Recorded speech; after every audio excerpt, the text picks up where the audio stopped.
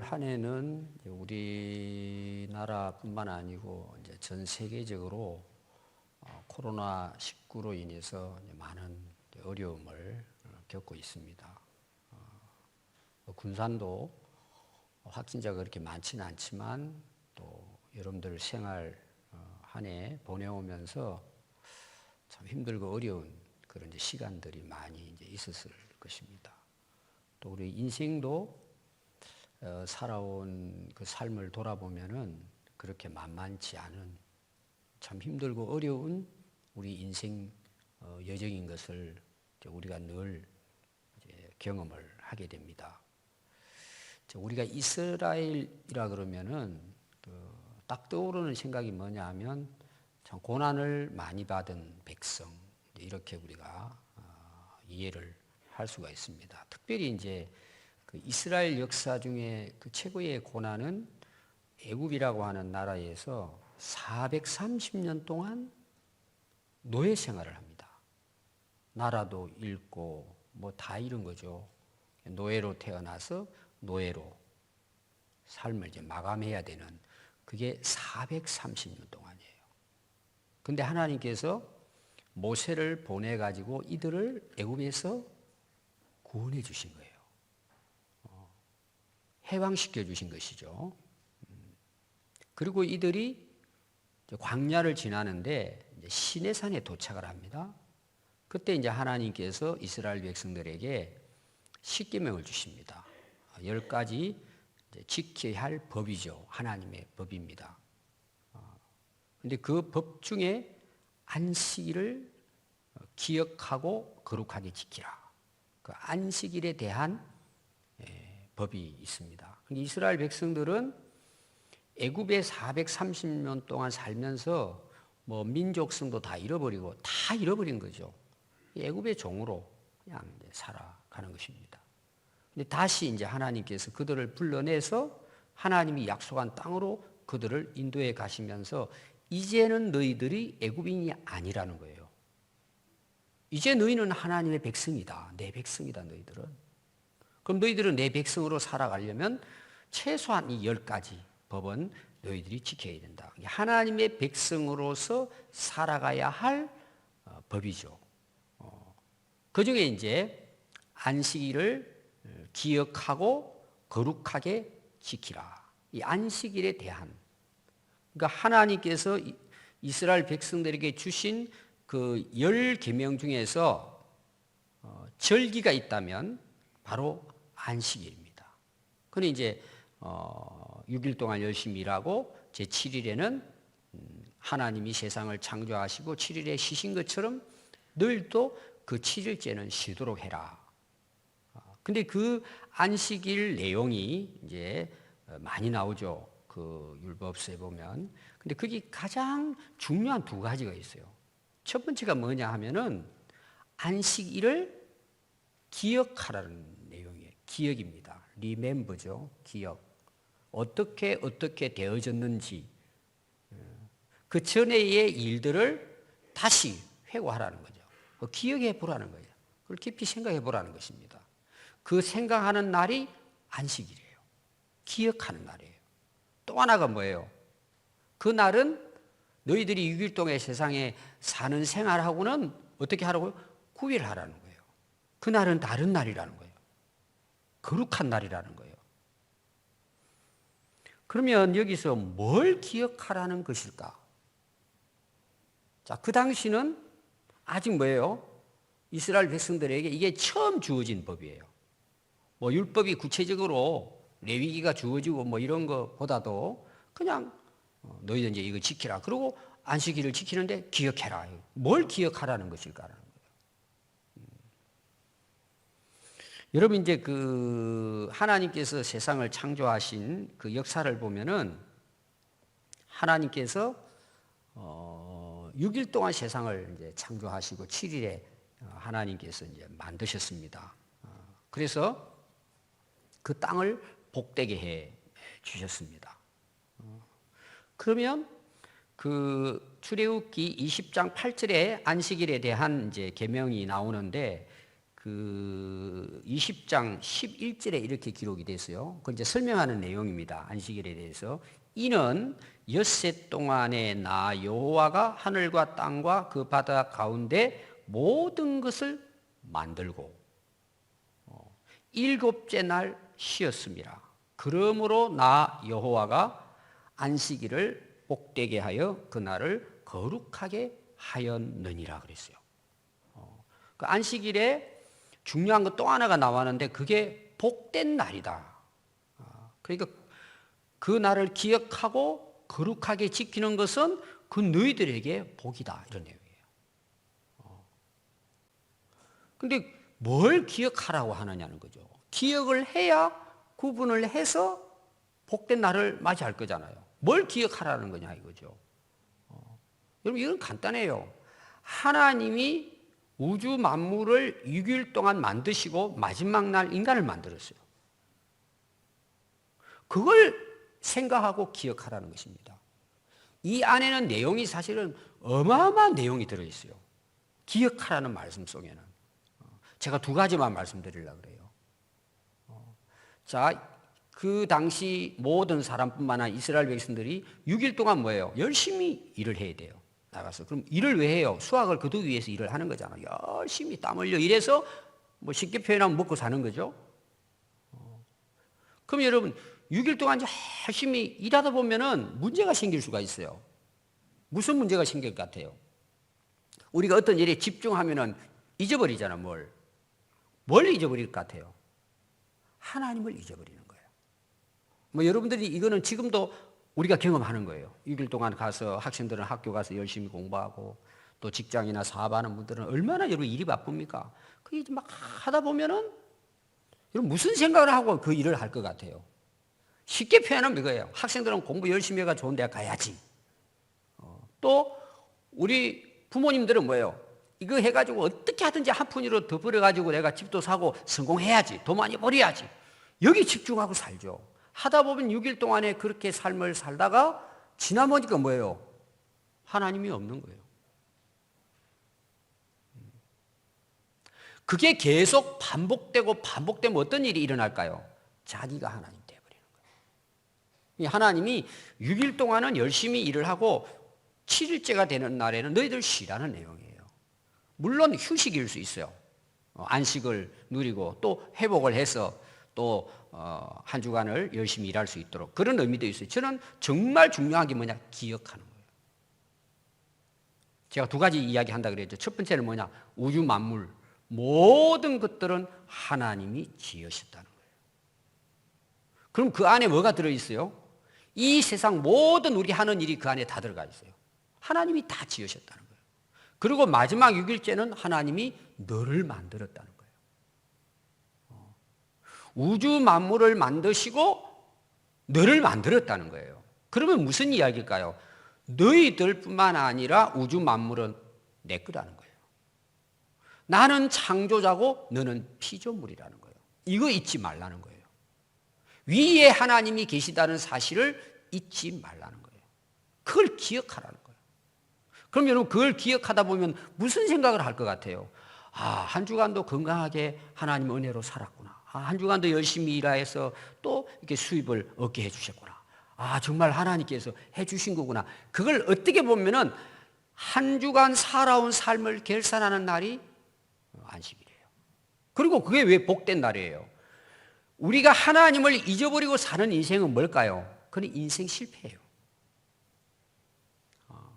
근데 우리가 안식일마다 쉬면서 살아온 삶을 돌아보고 하나님을 기억하고 그 하나님께서 다 우리를 살게 해주시고 인도해 주신 것을 기억하면서 감사하면서 하나님이 우리의 창조 주시고 역사의 주관자시다. 이걸 회복하는 거예요. 회복하는 거. 잊지 말라고. 그게 안식일이에요. 이게 중요한 의미가 그게 있습니다. 결론으로 말하면 안식일은 복된 날이에요. 우리에게 복을 주시기 위한 거예요. 그 복이 뭘까요? 우리는 이렇게 이해하죠. 6일 동안에 열심히 일하고 주일날 예배드리면 그 주일날 하루 일 안 하잖아요. 사업하는 사람들이 계산하면 한 달에 4일을 빠지는데 그 돈 계산 딱 나와요. 그래서 내가 6일 동안 열심히 일하고 주일날 예배 드리고 하나님 앞에 섬기고 봉사했더니 하나님이 토요일날 다 채워주시더라. 물론 그것도 복일 수 있어요. 여러분, 그런 차원의 복을 하나님이 하셨을까요? 여러분, 그런 복으로 끝날, 그럼 뭐 세상 사람들 성공하는 거는 다를 바가 뭐가 있어요? 여러분, 그런 복이 아니에요. 하나님과 영원히 함께하는 복이에요. 그게 뭘 통해서 이루어지느냐? 안식일을 통해서 회복이 되고 이루어지고 뭐예요? 사람답게 살게 되는 거예요. 하나님 앞에서. 저는 이런 복이 여러분들이 주일날 예배 드릴 때마다 여러분들에게 풍성하시기를 바라요. 아멘. 제가 두 번째 말씀드리고 싶은 것은 아담 하와를 하나님께서 만드시고 그들에게 이제 두 아들을 주죠. 제가 볼 때는 훨씬 더 많습니다. 대표자예요. 가인과 아벨이 나와요.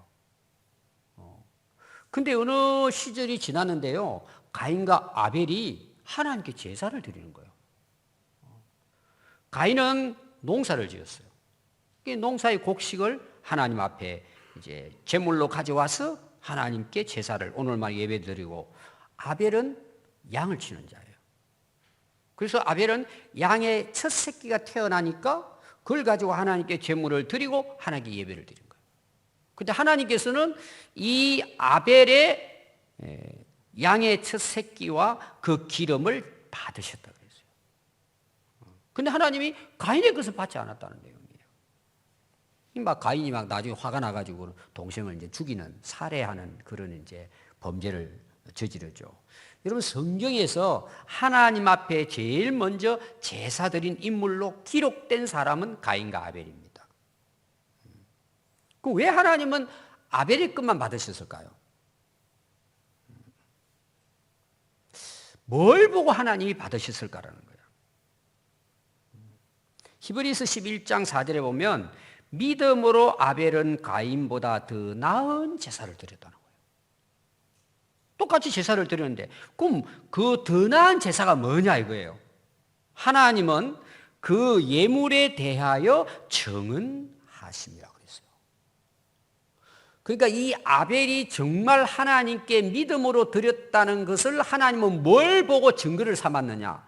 아벨이 드린 양의 첫 새끼를 보고 받아들였다는 거예요. 그러니까 아벨이 하나님을 믿는 믿음으로 드린 제사가 뭘로 증거가 됐느냐 하면 그가 드린 첫 새끼를 통해서 믿음으로 드렸다는 것이 증거됐다고 기록을 하고 있습니다. 이게 무슨 말일까요, 여러분? 믿음으로 드렸다는 말이 무슨 말일까요? 양을 드렸기 때문일까라는 거예요. 아니에요, 여러분. 그래서 히브리서 11장 6절에 이어서 보면은 믿음이 없이는 하나님을 기쁘시게 하지 못하나니 하나님께 나아가는 자는 반드시 그가 계신 것과 자기를 찾는 자들에게 상 주심을 믿어야 할지니라고 했어요. 하나님이 기뻐하는 게 뭐냐는 거죠. 믿음으로 행하는 거예요. 양의 새끼를 드렸느냐, 땅의 소산물을 드리는 이게 중요한 게 아니고 정말 하나님을 믿는 믿음으로 드린다는 거예요. 그럼 믿음으로 드렸다는 말이 이게 무슨 말일까? 무슨 믿음일까라는 거예요. 하나님이 살아계신다는 거예요. 하나님이 살아계신다는 말은 또 다르게 바꿔 말하면 뭐예요? 하나님이 살아계셔서 우리가 지금 살고 있다는 믿음의 고백이에요. 우리가 하나님이 살아계신 걸 믿으면 내가 하나님 은혜로 살고 있는 거잖아요. 그걸 인정하는 거예요. 근데 제사를 드렸잖아요. 하나님 앞에. 그리고 제물을 가지고 제사를 드리잖아요. 이제 구약에 보면은 가인과 아벨도 똑같이 드렸는데 형식적으로는 하나님은 아벨의 것을 받으신 건 뭐냐 하면 아벨은 이걸 드릴 때 하나님이 살아계시고 찾는 자에게 상 주시는 이심을 믿고 드렸다는 거예요. 믿음으로 드렸다는 것이. 그럼 그걸 더 쉽게 표현하면은 아벨은요, 모든, 지금 첫 새끼잖아요. 양이 막 태어나요. 많이, 어떻게 보면 막 번성해졌어요. 믿음으로 드렸다는 말이 뭐예요? 하나님이 주셨다는 거예요. 하나님이 이걸 얻게 해주셨다는 거예요. 그래서 감사함으로 뭐예요? 그 하나님이 쭉 지나온 걸 생각해 보니까 야, 이건 하나님 은혜다. 하나님 주신 거야. 하나님이 다 하신 거야. 그 하나님이 하신 일을 기억하고 감사함으로 하나님께 예배 드리는 거예요. 그 믿음으로 드리는 거예요. 그럼 가인은 뭘까요? 아무 생각이 없어요. 그냥 드리는 거예요. 그냥 뭐. 여러분 오늘도 똑같습니다. 하나님 뭘 기뻐하시느냐? 믿음으로 드리는 우리의 예배를 기뻐하십니다. 모든 우리 신앙생활은 믿음으로 행할 때입니다. 어떤 믿음이라고요? 하나님이 살아 계신다는 하나님을 믿는 믿음으로 행하는 것. 이걸 하나님 뭐예요? 기뻐 받으시는 거예요. 오늘 여러분 예배 드리러 오셨잖아요. 여기 앉아 계시잖아요, 현재. 여러분 하나님을 살아계신 분으로 믿고 내가 하나님께 나갈 때 나를 만나주시고 은혜 주시는 분인 걸 믿고 드리는 자는 하나님이 기뻐하십니다. 아멘. 그러니까 이 아벨은요, 양을 치면서도 무슨 생각을 했을까요? 저는 기도했을 거라고 봐요. 오늘도 하나님 은혜 주세요. 오늘도 함께 해주세요. 또 여러분 어려운 위기들은 없었겠어요? 또 하나님 의지하고 기도하고 믿음으로 이 하나님 주신 것입니다. 그리고는 하나님 앞에 그런 믿음을 가지고 하나님께 드렸다. 그런 내용입니다. 자, 세 번째는 노아에 대한 이야기를 드리고 싶어요. 이제 그 가인의 후예해가지고 이제 세상에 죄악이 가득 차요. 6장에 보면은 관용이에요. 넘쳐나 그래서 인간의 죄악이. 하나님께서 물로 세상을 심판하기를 결정하십니다. 그리고 노아에게 은혜를 베풀어요. 그리고 방주를 짓게 해가지고 너 가족들과 함께 너 다 구원받도록 해라. 120년 동안에 이제 그 방주를 만듭니다. 근데 언제 이제 홍수가 터지느냐? 노아 나이가 600세였을 때예요. 굉장히 그 당시는 오래 살았죠. 언제 시작이 되느냐? 그 노아가 600세 되던 2월 17일 날 홍수가 터지기 시작합니다. 그래서 방주에 들어가요. 창세기 7장 11절에 나옵니다. 그리고 이게 언제 끝이 나느냐? 다음에 그 노아가 601세 되던 1월 1일이에요. 그때 물이 다 그쳤더라 그랬어요. 그리고 57일 동안을 기다립니다. 그때 이제 땅이 다 말라요. 그게 언제냐 하면은 601세 되던 2월 27일이에요. 창세기 8장 13절 16절에 나옵니다. 그러면 노아의 가족들이 방주에 얼마 동안 살았느냐? 정확하게 370일을 삽니다. 1년이 넘었죠. 근데 이 노아가요, 딱 방주에서 나오는데 뭘 했을까요? 370년 동안 그 방주 안에서 살았어요. 한번 상상해 보세요, 여러분, 가족들이. 근데 370 만에 밖을 나온 거예요. 나오자마자 노아는 가족들을 모아놓고 모든 짐승 새 중에 정결한 것을 깨끗한 것, 370년 동안 잘 자라고 깨끗하고 흠이 없는 것 중에서 최고의 것으로 하나님 앞에 제사, 번제를 드렸다고. 한번 여러분 생각해 보십시오. 그러면은 노아가 370년 동안 방주 속에 있다가 딱 나왔을 때, 딱 나오자마자 뭐예요? 짐승을 잡고 새를 잡아가지고 가장 정결한 것으로 하나님 앞에 번제를 드렸습니다. 아니 왜 그런 제사를 이 노아는 드렸을까요? 한번 여러분 생각해 보세요. 370일 동안 방주에서 지냈어요. 홍수가 나고 이 모든 지구를 물이 다 덮은 거예요. 떠다니는 거예요, 그걸. 순간순간이 위기죠. 언제 뒤집어질지도 모르고. 그냥 편안히 뭐 오늘 말하면 TV 보고 영화 보고 한 게 아니에요. 370일 동안을 그 방주 나무로. 저는 실제 방주를 만든 크기를 저는 갔다 왔어요. 미국에 지었습니다. 어마어마해요. 상상을 초월합니다. 그게. 성경에 나오는 치수대로 그 배를 만들어 가지고 그걸 이제 기독교인들이 돈을 모아 가지고 아마 상당히 엄청난 돈으로 그 나무를 사서 뭐 몇 년에 걸쳐서 그걸 만들었어요. 어마어마하더라고 보니까. 야, 대단하다 정말. 거기 갇혀가지고 370일 동안. 그러다가 하나님이 문을 열어서 너희들 다 이제 나오도록 해라, 나오도록 해라. 다 나왔어요. 나오자마자 뭐예요? 제가 볼 때는 아마 그 370일 동안 그 안에서도 하나님께 예배 드렸겠죠. 오늘 우리를 말하면. 여러분 딱 문을 열고 나왔을 때 노아와 그 가족들의 마음이 어땠을 것 같아요? 아마 상상 못할 거예요. 그러니까 자연스럽게 뭐예요? 야, 하나님 은혜다 이거. 그냥 나오자마자 그냥 뭐예요? 오늘 할렐루야 찬양하고 예배를 드렸단 말이에요. 그 370일 동안에 살아온 그 감격에 노아는 하나님 앞에 가족들과 함께 뭐예요? 그 은혜를 감사하는 예배를 드리게 되었습니다. 그리고 하나님의 응답이 나와요. 그 응답이 무지개예요. 다시는 이런 일이 없게 하고 지켜주겠다. 이 약속입니다.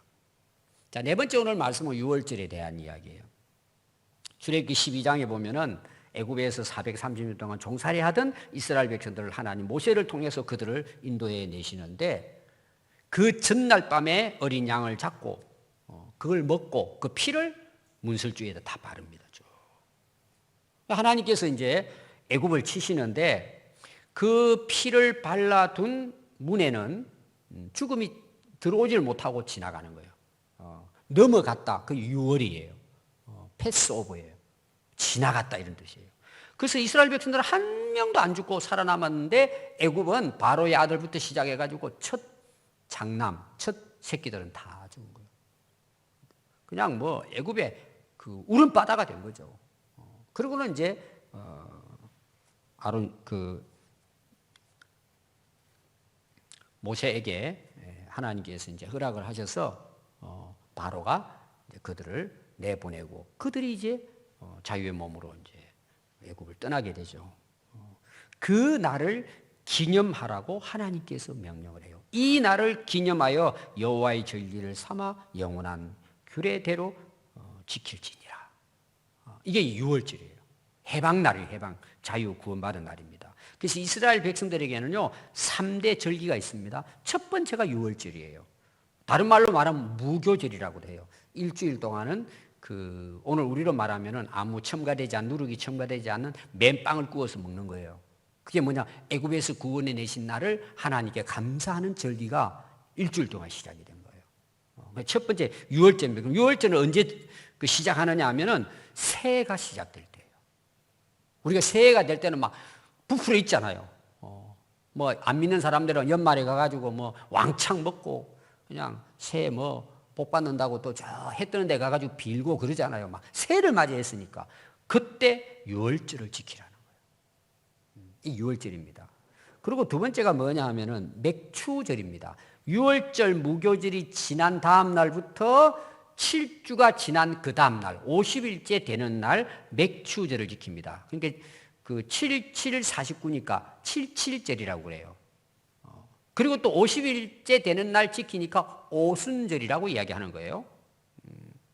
그때는 이제 그들이 농사를 지어서 첫 수확을 거두는 날이에요. 밀, 보리 이런 게 되겠죠.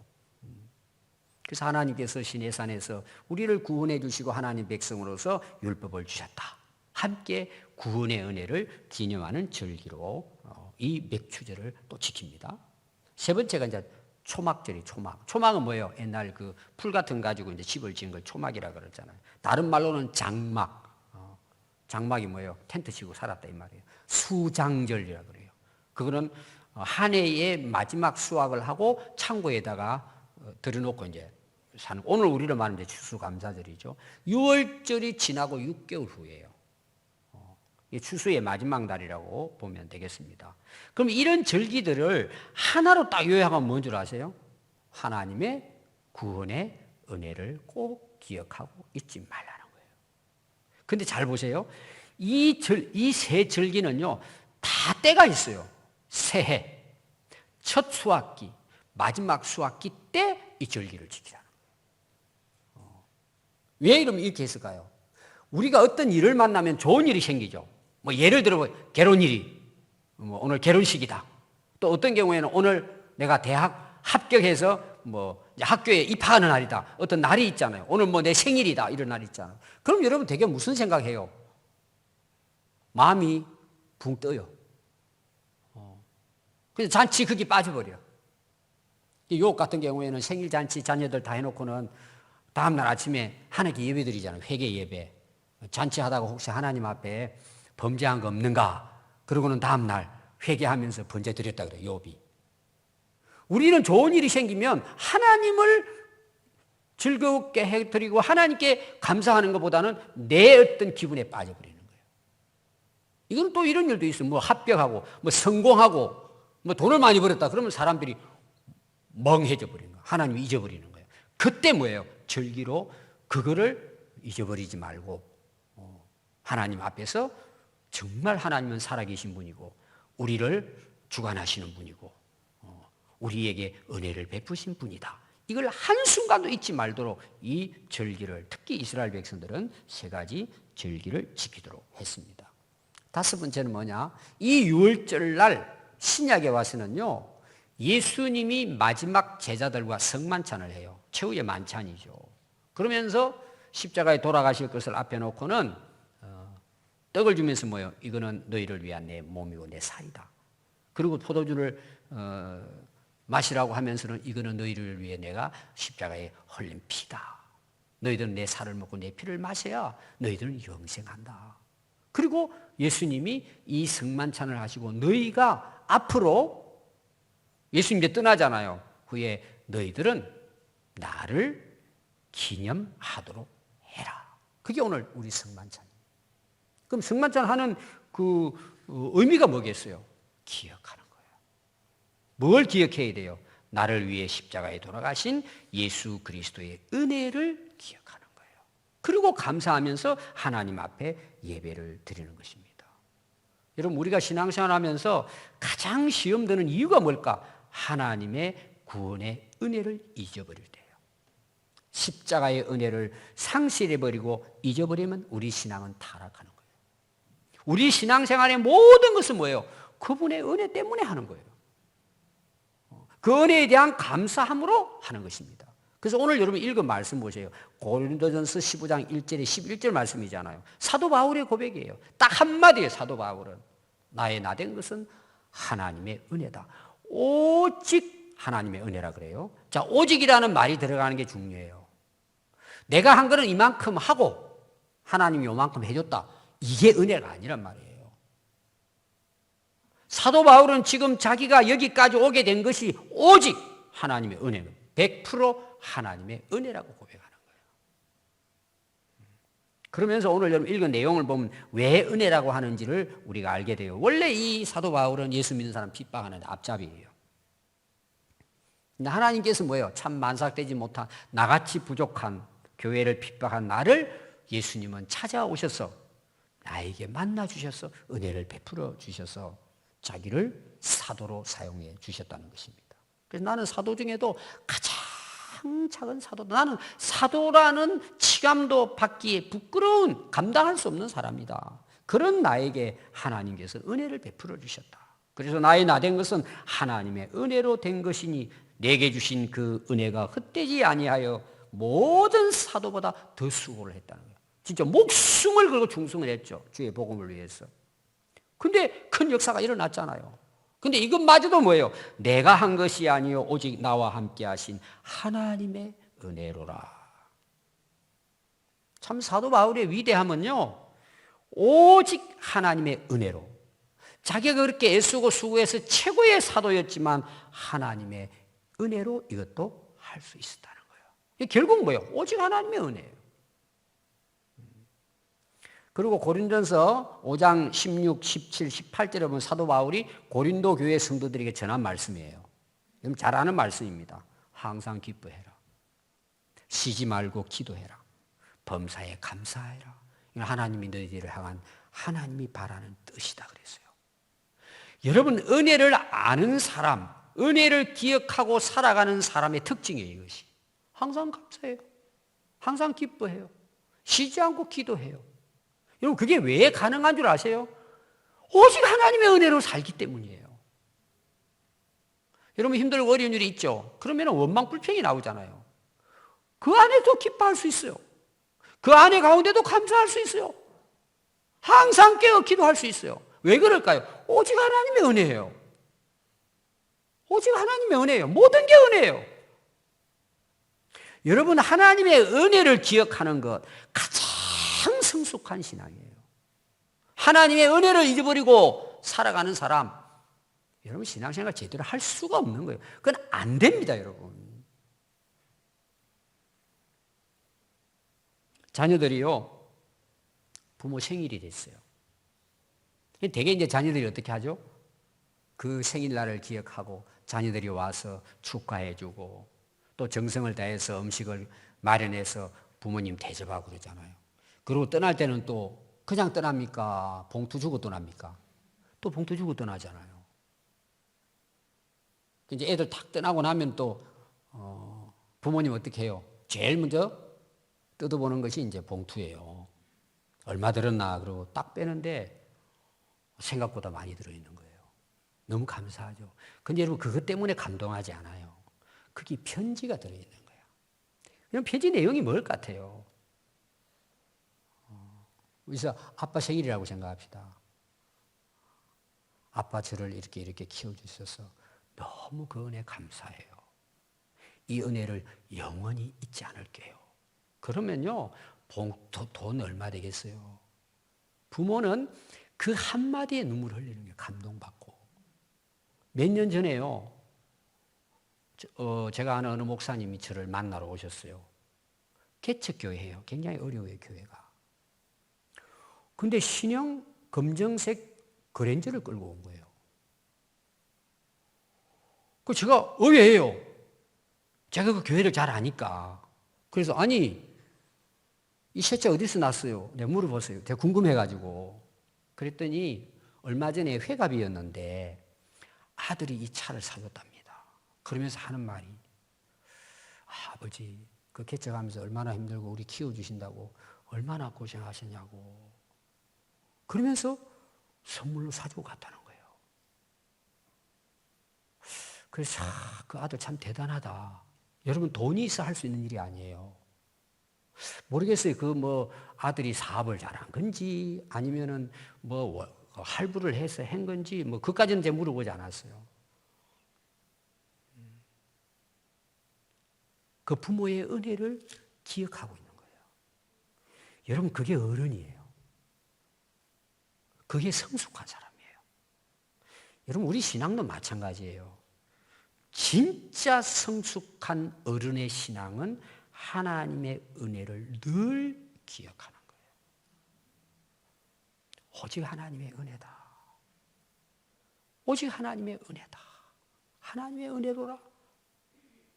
그러니까 항상 뭐예요? 기뻐하고 즐거워하고 감사하고 늘 하나님과 교제하며 기도하면서 살아가게 되는 것입니다.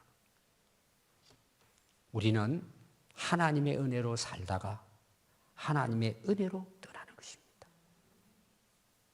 하나님의 은혜를 기억하면서 주어진 삶을 하나님 앞에 충성을 다하다가 하나님의 은혜로 아름다운 신앙의 본을 자녀들에게 교회의 유산으로 남기고 떠나는 것입니다. 사도 바울은 에베소 교회에 여러 교회의 마지막 편지를 쓰면서 항상 기도한 내용이 있어요. 주 예수 그리스도를 변함없이 사랑하는 모든 자에게 은혜가 있을지어다. 오늘 여러분들에게 이 은혜가 풍성하시기를 바랍니다. 기도하겠습니다.